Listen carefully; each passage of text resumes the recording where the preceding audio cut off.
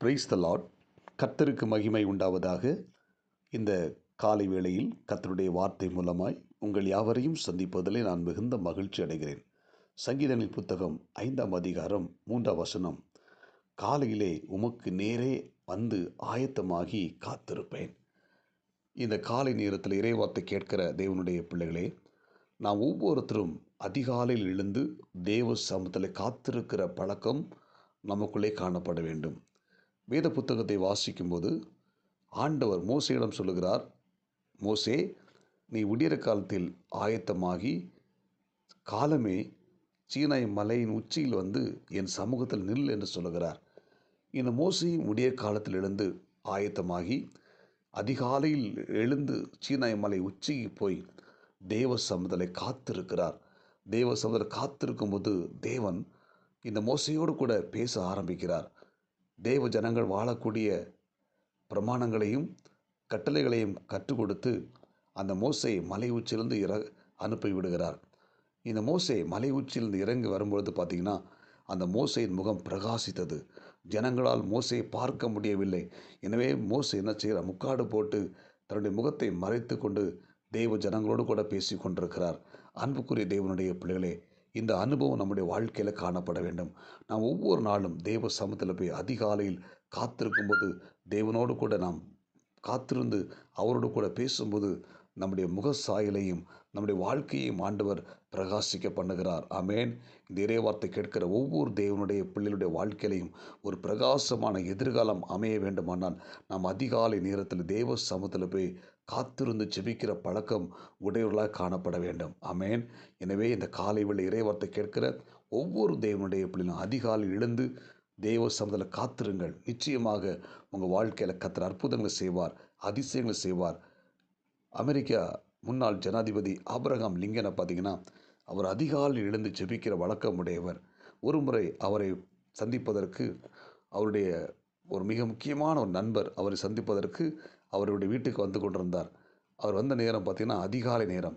அந்த அதிகாலை நேரத்தில் இந்த ஆபிரகாம் லிங்கன் ஜெபிக்கிற பழக்கம் உடையவர், தேவ சமூகத்தில் ஜெபிக்கிற பழக்கம் உடையவர்.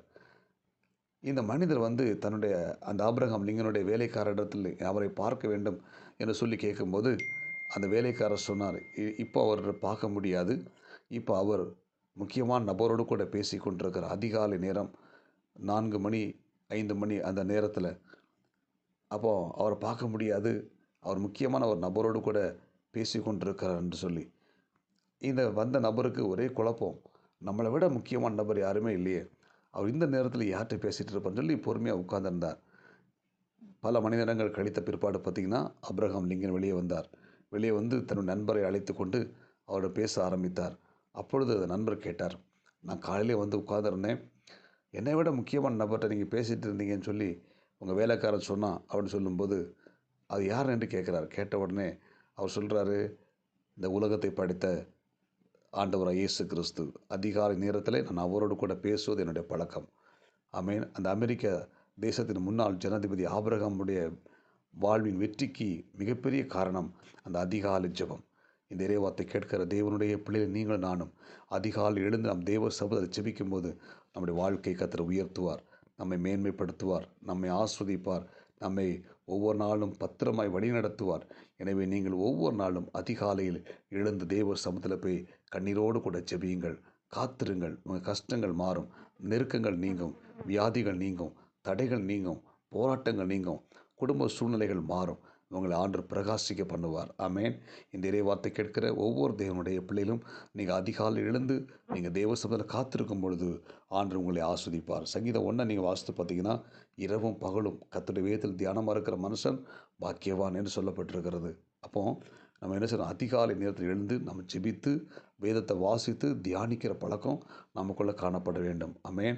அப்படிப்பட்ட ஒவ்வொரு நாளும் வேதத்தை நாம் அதிகாலை ஜெபித்து நாம் தியானிக்கும் போது அந்த நாளுக்குரிய ஆலோசனைகளை நமக்கு ஆண்டவர் கொடுக்கிறார். அந்த நாளுக்குரிய வழி காட்டுதலை கொடுக்கிறார். அந்த நாளுக்குரிய பரலோகத்தின் ஆசீர்வாதங்களை கொடுக்கிறார். ஆமேன். எனவே இந்த அதிகாலை நேரத்தில் இறைவார்த்தை கேட்கிற ஒவ்வொரு தேவனுடைய பிள்ளைகளும் காலையிலே தேவனுக்கு தேவ சமூகத்தில் போய் நாம் ஜெபித்து வேதத்தை படித்து தியானிப்போம். நம்முடைய வாழ்க்கை வெற்றியுள்ள வாழ்க்கையாக அமையும்.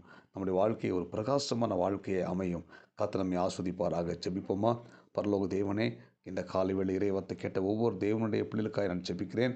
சங்கீதம் 5ஆம் அதிகாரம் 3ஆம் வசனப்படி காலையிலே உமக்கு நேரே வந்து ஆயத்தமாகி காத்திருப்பேன் என்று சொன்ன தாவீதுடைய சங்கீதத்தின்படி ஆண்டவரே, நான் ஒவ்வொருத்தரும் அதிகாலையில் எழுந்து ஜெபித்து தேவ சமூகத்தில் காத்திருந்து உங்களுடைய வேதத்தை வாசித்து தியானிக்க உதவி செய்வீராக. இந்த இறைவார்த்தை கேட்ட ஒவ்வொரு தேவனுடைய பிள்ளைகளை கர்த்தர் ஆஸ்வதிங்க. இந்த நாளுக்குரிய கிருபை கொடுங்க. இயேசுவின் நாமத்தில் ஜெபிக்கிறோம் நல்ல பிதாவே, ஆமேன். God bless you. உங்கள் யாவரும் கர்த்தர் ஆஸ்வதிப்பாராக. இந்த நாள் உங்களுக்கு இனிமையாய் அமையட்டும். ஆமேன்.